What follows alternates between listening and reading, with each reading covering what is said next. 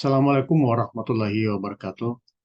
Ketemu lagi di dalam perkuliahan yang kelima untuk mata kuliah ilmu negara. Nah, pada pertemuan kali ini kita akan membahas tentang materi-materi yang penting dan selanjutnya nanti kita akan lanjutkan diskusi di ruang kelas. Nah, perkuliahan kali ini kita akan membahas tentang aliran-aliran ilmu negara. Nah, berbicara tentang aliran ilmu negara ini, kita tidak terlepas dari pendapat-pendapat yang dikemukakan oleh Aristoteles, Socrates, Plato, serta para ahli-ahli lainnya yang banyak memberikan teori-teorinya tentang bernegara. Baik, kita mulai dengan pendapat Socrates. Dikatakan oleh Socrates bahwa tugas negara adalah mendidik warga negaranya dalam keutamaan, yaitu memajukan kebahagiaan pada warga negara dan membuat jiwa mereka sebaik mungkin. Nah, seorang penguasa negara harus mempunyai pengertian tentang hal yang baik. Nah, pesan yang disampaikan Socrates di sini adalah bahwa tujuan didirikannya suatu negara itu adalah untuk memberikan kebahagiaan pada warga negara yang ada di dalam negara tersebut. Nah, tentu penguasa-penguasa yang berkuasa dalam negara tersebut harus memahami tentang hal-hal kebajikan, hal-hal yang dibutuhkan oleh warga negaranya. Kemudian dikatakan juga bahwa tugas manusia adalah menciptakan hukum dan yang harus dilakukan oleh para pemimpin atau para penguasa yang dipilih secara seksama oleh rakyat.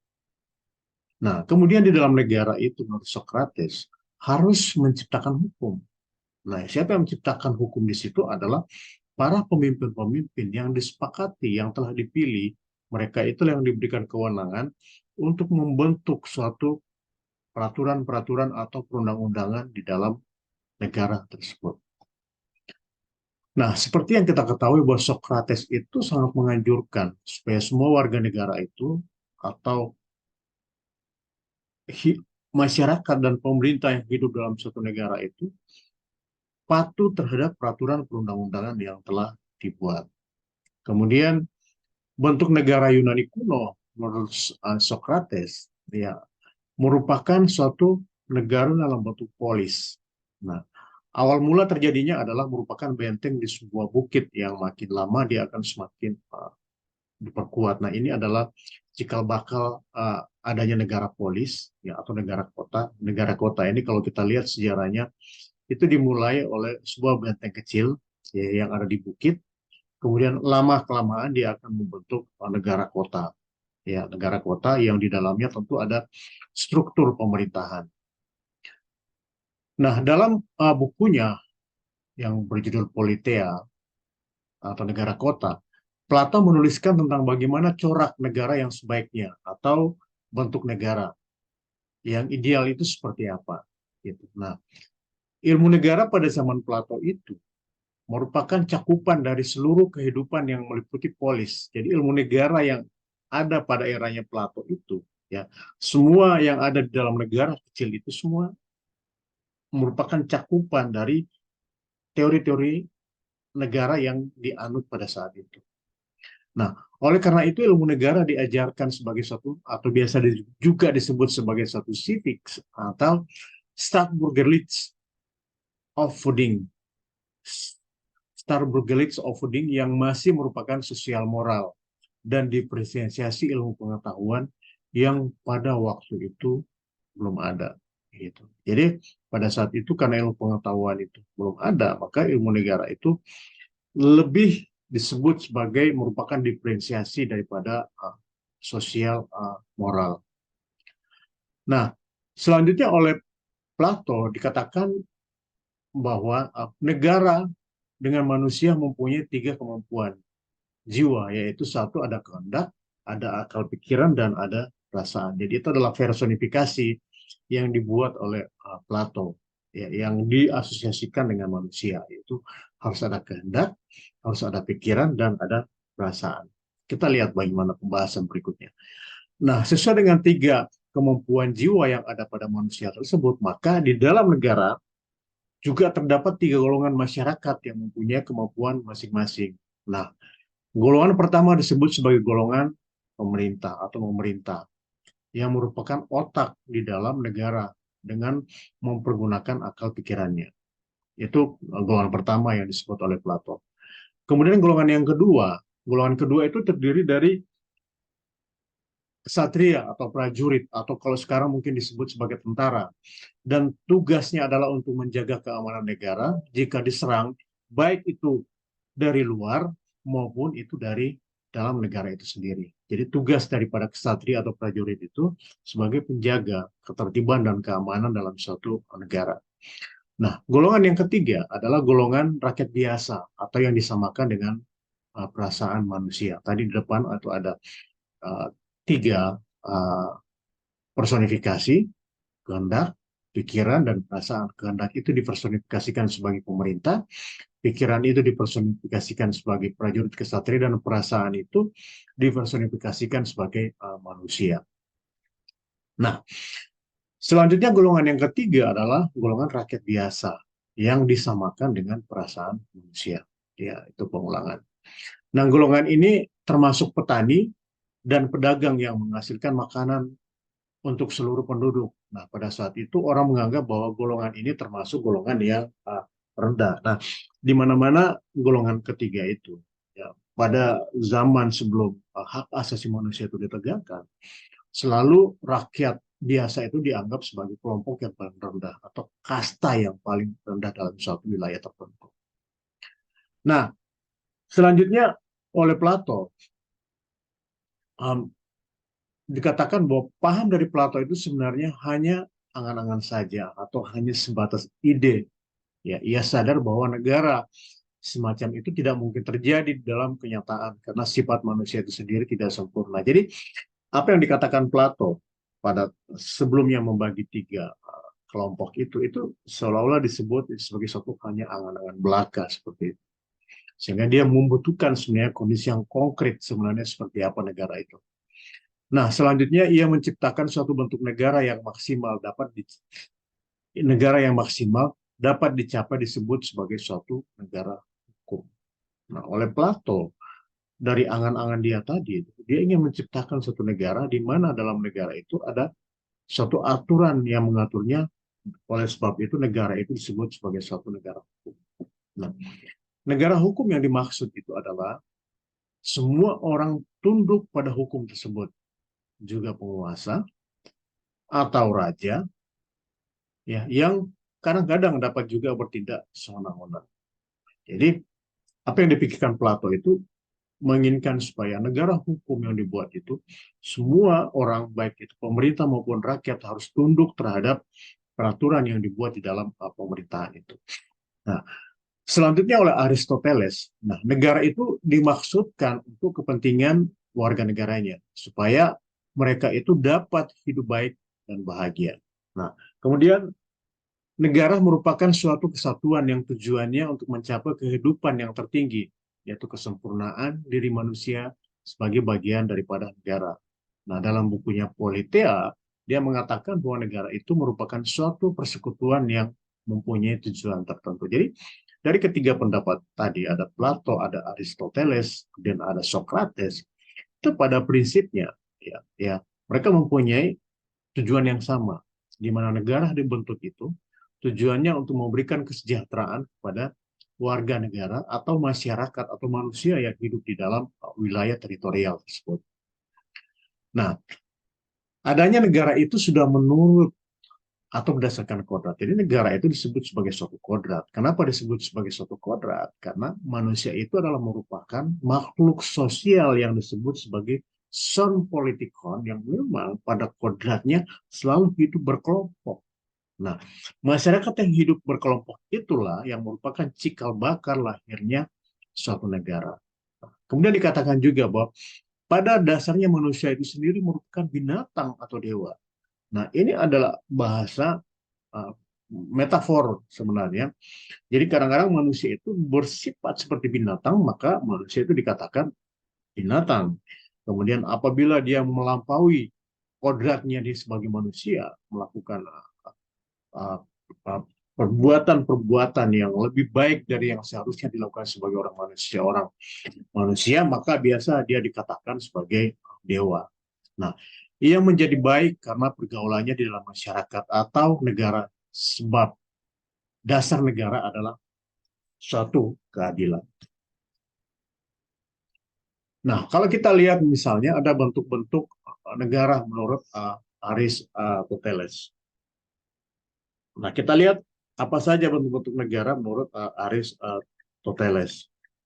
Nah, pertama, uh, pada perkuliahan-perkuliahan sebelumnya kita sudah pernah membahas ini. Ada bentuk negara yang disebut bentuk negara monarki, di mana sistem pemerintahan itu dilakukan secara turun-temurun atau dalam perspektif yang ada sekarang kita sebut sebagai negara kerajaan. Nah, kemudian bentuk negara dalam bentuk monarki yang tidak terbendung atau tidak terkontrol dengan baik itu akan menjadi negara dalam bentuk despoti atau negara yang diselenggarakan berdasarkan kekuasaan yang sewenang-wenang tanpa batas. Ya, ya ini hampir sama dengan tirani. Ya, penguasa yang sewenang-wenang. Ya. Jadi seringkali karena dia bentuk monarki, maka raja-raja atau penguasa-penguasa itu karena merasa sangat berkuasa, kekuasaannya tanpa batas, tidak ada aturan yang mengaturnya, maka akan menjadi bentuk despoti atau tirani. Kemudian aristokrasi. Nah, apa aristokrasi itu adalah pemerintahan yang dilakukan oleh sekelompok atau kecil orang ya, yang mendapat keistimewaan. Jadi kelompok-kelompok aristokrat yang ada dalam suatu negara itu yang menguasai suatu negara. Nah, itu kelanjutannya itu dia akan menjadi oligarki. Ya, oligarki itu adalah kelompok-kelompok kecil masyarakat, penguasa tanah, mempunyai kekayaan yang cukup besar, dan menguasai sistem pemerintahan. Semua peraturan-peraturan yang ada dalam negara tersebut hampir di bawah kendali mereka. Nah, begitu juga dengan plutokrasi. Plutokrasi itu adalah sistem pemerintahan yang mendasarkan suatu kekuasaan atas dasar kekayaan. Jadi, uh, uh, oligarki dan plutokrasi itu sangat mirip sebenarnya, ya, di mana uh, yang menguasai pemerintahan itu adalah orang-orang yang mempunyai kapital, orang-orang yang berkuasa secara ekonomi dalam suatu negara tertentu, sehingga segala hal dari hulu sampai hilir itu mereka kuasai. Kemudian politea atau negara kota, itu bentuk yang sempurna ya di sebelah kiri ini. Kemudian dia akan berlanjut menjadi bentuk negara yang demokrasi. Tentu ini baik ya. Berbeda dengan dua hal di atas ya. Perubahan dari negara kota menjadi demokrasi. Demokrasi itu adalah perubahan yang baik. Nah, kemudian untuk lebih lengkapnya di sini dijelaskan bahwa monarki itu adalah suatu negara di mana pemerintahannya hanya dipegang oleh satu orang saja dan pemerintahannya itu ditujukan untuk kepentingan umum. Jadi ini yang bersifat baik. Jadi kalau bentuk monarki itu masih baik. Yang jadi problem itu ketika dia berubah menjadi despot atau menjadi tirani seperti itu. Nah, seperti teman-teman ketahui bahwa monarki itu adalah sistem pemerintahan kerajaan. Meskipun sekarang kalau kita lihat yang monarki absolut itu paling kalau kita lihat misalnya seperti di Brunei, nah itu masih monarki absolut. Kemudian kita lihat di Saudi, di Arabia, nah itu juga masih monarki absolut. Nah, kemudian tirani adalah negara di mana pemerintahan hanya dipegang oleh satu orang saja. Tetapi pemerintahannya itu hanya ditujukan untuk kepentingan si penguasa itu sendiri. Jadi ini yang bersifat jelek. Ini kelanjutan dari monarki. Kemudian aristokrasi. Ya, aristokrasi itu adalah negara yang di mana pemerintahannya itu dipegang oleh beberapa orang yang sifatnya itu baik karena pemerintahannya itu ditujukan untuk kepentingan umum. Tapi dia akan menjadi buruk apabila dia berubah menjadi pemerintahan yang dikuasai oleh oligarki. Nah, itu kelanjutan atau plutokrasi. Nah, selanjutnya aristokrasi itu adalah negara di mana pemerintahannya itu dipegang oleh beberapa orang. Ya. Kemudian sifatnya itu baik. Nah, ini sudah disampaikan sebelumnya. Kemudian demokrasi adalah negara di mana pemerintahannya itu dipegang oleh rakyat, tetapi sifat pemerintahnya itu jelek karena pemerintahnya itu hanya ditujukan untuk kepentingan pemegang kekuasaan itu saja. Tetapi sekarang ini konsep demokrasi itu sudah berbeda-beda ya. Kalau sekarang konotasi demokrasi itu sudah jauh lebih baik dibandingkan dengan demokrasi pada zaman yang dikenal pada zaman Romawi kuno itu. Nah, kemudian ada pendapat lain yang dilakukan oleh Epicurus. Ya, dikatakan bahwa dalam negara elemen atau bagian yang terpenting adalah individu itu sendiri sebagai anggota masyarakat. Jadi yang memegang kekuasaan kendali dalam suatu negara itu adalah warga negara itu sendiri. Nah, ajaran kemudian bahkan adanya negara itu adalah untuk memenuhi kepentingan individu-individu sendiri. Nah, ajaran Epicurus ya tentang sifat susunan masyarakat atau negara disebut sebagai ajaran automisme. Jadi kalau misalnya nanti teman-teman mendengarkan istilah atomisme, nah itu adalah ajaran yang disampaikan oleh Epicurus, di mana dalam ajaran itu dikatakan bahwa elemen dari suatu negara itu terpenting itu adalah individu itu sendiri sebagai anggota masyarakat. Nah, selanjutnya masih menurut Epicurus, negara itu mungkin dibuat oleh manusia dengan cara secara disengaja atau mungkin juga hanya secara kebetulan saja. Ya, tapi secara kebetulan saja itu sekarang ini tidak lagi ya, tapi umumnya sekarang negara yang dibentuk itu by design. Ya. Jadi pada hakikatnya negara adalah alat bagi manusia untuk memenuhi kebutuhan-kebutuhannya. Nah, tujuan negara itu selain menyelenggarakan ketertiban dan keamanan, yang penting adalah menyelenggarakan kepentingan perseorangan. Nah, ini yang menjadi teori utama teori atomisme yang disampaikan oleh Epicurus, di mana diketahui bahwa um, konsep negara yang dimaksudkan itu adalah konsep negara yang mementingkan kepentingan perseorangan atau kepentingan individu. Nah, ini adalah perbedaan zaman Yunani kuno dan zaman Romawi. Kita lihat pada zaman Yunani, ilmu pengetahuan berkembang pesat, ya, suka berpikir, ada ahli filsafat, konsepsi negara bisa dilihat di dalam buku-buku. Jadi ada buku-buku yang menceritakan tentang itu. Kemudian pada zaman Romawi, ilmu pengetahuan tidak berkembang pesat, ya, menitik beratkan pada tentang praktis konsepsi kenegaraan dan dapat dilihat pada praktek. Itu sebabnya kalau kita lihat pada zaman Romawi itu jarang sekali ada pendapat-pendapat para ahli atau filsuf pada saat itu yang dibuat dalam bentuk buku. Beda pada zaman Yunani kuno. Pada zaman Yunani itu banyak pendapat-pendapat para ahli itu yang sudah dibuat dalam bentuk buku. Kemudian yang kedua, dimulai dari kesatuan nasional, akhir jatuhnya karena terpecah belah. Kemudian Romawi itu dimulai dari keadaan terpecah belah karena peperangan di polis menjadi imperium, menjadi kerajaan dunia. Nah, kemudian yang ketiga, orang atau warga negara merupakan bagian daripada negara, sehingga warga negara tidak mempunyai hak apapun dan tidak dapat mengajukan gugatan terhadap negara. Nah, kemudian pada zaman Romawi, warga negara, setiap orang dipisahkan dari negara, ya diatur oleh hukum yang berlainan antara warga negara, hukum perdata, hubungan yang menyangkut negara dan hubungan publik. Jadi pada zaman Romawi itu sudah ada hukum publik, kemudian sudah ada hukum private ya yang mengatur antara hubungan antara orang dengan orang, hubungan antara negara dan warga negaranya. Sementara pada zaman Yunani, ya warga negara merupakan bagian daripada negara, sehingga warga negara tidak mempunyai hak apapun dan tidak dapat mengajukan gugatan terhadap negara. Ini hal yang kontradiktif. Beda dengan kondisi kita pada saat ini. Sekarang ini, kita sebagai warga negara bisa menggugat negara. Nah, yang keempat, hukum dan kekuasaan dicampur adukan sehingga sifatnya kaku. Pada zaman Romawi, hukum dan kesusilaan dipisahkan. Cara berpikir yuridis murni dan praktis. Hukum dan moral itu sudah dipisahkan seperti itu. Ya, sehingga uh, hal-hal yang bersifat hukum itu sudah ada undang-undangnya, ada kodifikasinya seperti itu, sehingga bisa menjadi dasar ya dilakukannya tindakan hukum terhadap orang-orang yang melanggar peraturan undang-undang. Tapi kesusilaan itu masih merupakan pada tatanan moral.